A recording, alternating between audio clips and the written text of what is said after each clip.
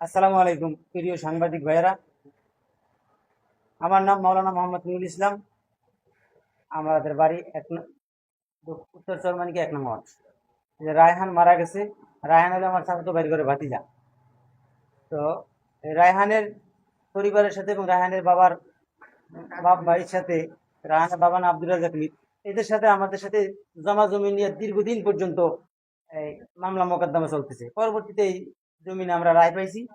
রায় পাওয়ার কারণে ওরা যে ক্ষিপ্ত হয়ে যাতে জমিন আমরা না যাইতে পারি, যার কারণে ওরা বিভিন্ন মানে আমাদেরকে এই যে রায়হানের পরিবার যারা আছে সবাই যাতে জমিন আমরা না যাইতে পারি এই জন্য বিভিন্ন প্রকার আমাদেরকে এরকম হুমকি ধামকি দিয়ে আসতেছে, মামলা করবে এবং আমাদেরকে মানে কি চাইবে আর কি, এরকম ভাবে কথাবার্তা বলে আসতেছে। কিন্তু এই সুযোগ আমরা কখনো ওদের সাথে মারামারি জড়াই না।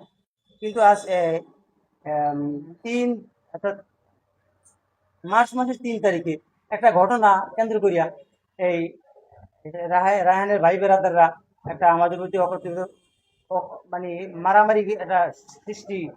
মারামারি সৃষ্টি করিয়া এই একটা বিশাল একটা দুর্ঘটনা ঘটাইছে আমাদের সাথে। সেটা হলো এই রায়হানের ভাই ব্রাদার যারা আছে এরা বাড়িতে ছিল, আর আমার একজন নাতি আছে, আমার বড় ভাই রুহুল মিরের নাতি আলামিন। আলামিন বাড়িতে ছিল। আলামিনের দাদা বাবা এরা সব ঢাকা ছিল। উনি, তার একটা পুষ্কুনি আছে, এই পুষ্কুনিতে রাত্রে কারা যেন চোরে মাছ ধরে নিয়ে গেছে। তো আলামিনে পুষ্কুনি জায়গাতে মাছ ধরে নিয়ে গেছে। তো বাড়িতে আইয়া এর দাদিরে বললেন, দাদু আমাদের পুষ্কুনির মাছ জানি কারা ধরে নিয়ে গেছে। তো দাদু বললো যে আমরা তো জানি না কে নিছে না নিছে, কইতে পারি না। এই তো ওই যে রায়হানের যে বড় বড় ভাই পরের যে নাম হচ্ছে মহিউদ্দিন, ওই মহিউদ্দিন আবার ওদের দুয়ারের ধারে বসা ছিল। তো ও আবার বলতে আসছে যে তোকে পুষ্কুনি মাছ কি আমরা ধরছি, তুই আমাকে দিকে চেয়ে চেয়ে বলো তোর পুষ্কুনি মাছ আমরা ধরছি। তো আলামিন বললো যে না, আমি আপনার কথা বলি নাই, কি ওর কথা বলি নাই, রাত্রে কে চোরে ধরে নিয়ে গেছে আমরা জানি না।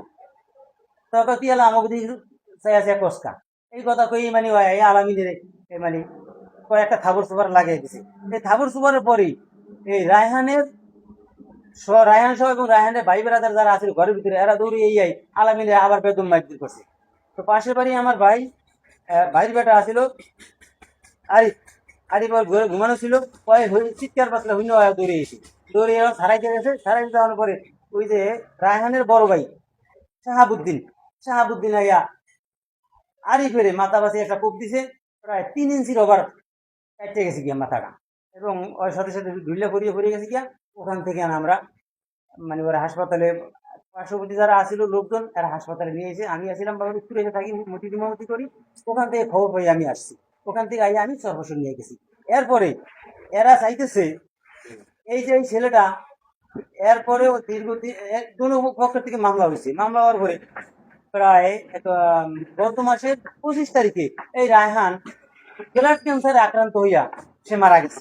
তার ব্লাড ক্যান্সার আগ থেকেই, এই যে কাগজপত্র আমাদের কাছে সবগুলো আছে, আগ থেকেই সে এরকম ভাবে ব্লাড ক্যান্সারে আক্রান্ত, এবং এই ব্লাড ক্যান্সার আক্রান্ত হওয়ার কারণে এই রায়হানের ভাই ব্রাদার যারা আছে এরা নেটে এবং মোবাইলে সব জায়গায় সার্কুলার করছে যে আমার ভাই ব্লাড ক্যান্সারে আক্রান্ত, আমরা অসহায়, আপনাদের কাছে দোয়া চাই এবং আমাদের 7 লক্ষ টাকা লাগবে মানে এর ব্লাড ক্যান্সার সুস্থ করতে, ডাক্তারের কাছে আমাদের সকলে সহযোগিতা করেন। সেই কাগজ আমাদের কাছে আছে।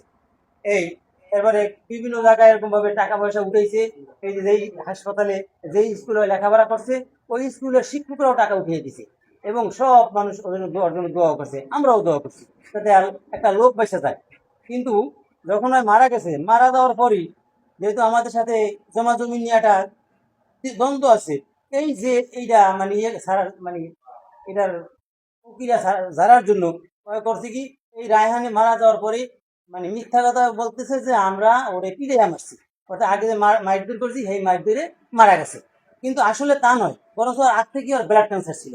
আর এই জন্য আমাদেরকে ফাঁসাইবার জন্য রায়হানের এই ময়না তদন্তের জন্য এরকম ভোলা পাঠিয়ে দিছে। আর সেখানে রিপোর্ট আসলে আমাদেরকে এরা এরকম ভাবে ফাঁসাইবে, মামলা মোকদ্দমা দিয়ে আমাদেরকে হয়রানি করবে। এই জন্য আমরা সাংবাদিক ভাইদেরকে বলতে চাই যাতে আমরা যেরকম ভাবে নিরপরাধ ছিলাম, ঠিক আমরা যে নিরপরাধ থাকতে পারি, দেশের বা সকল মানুষ জানে, এই জিনিসটা আপনারা সকলের কাছে সার্কুলার করে দিবেন।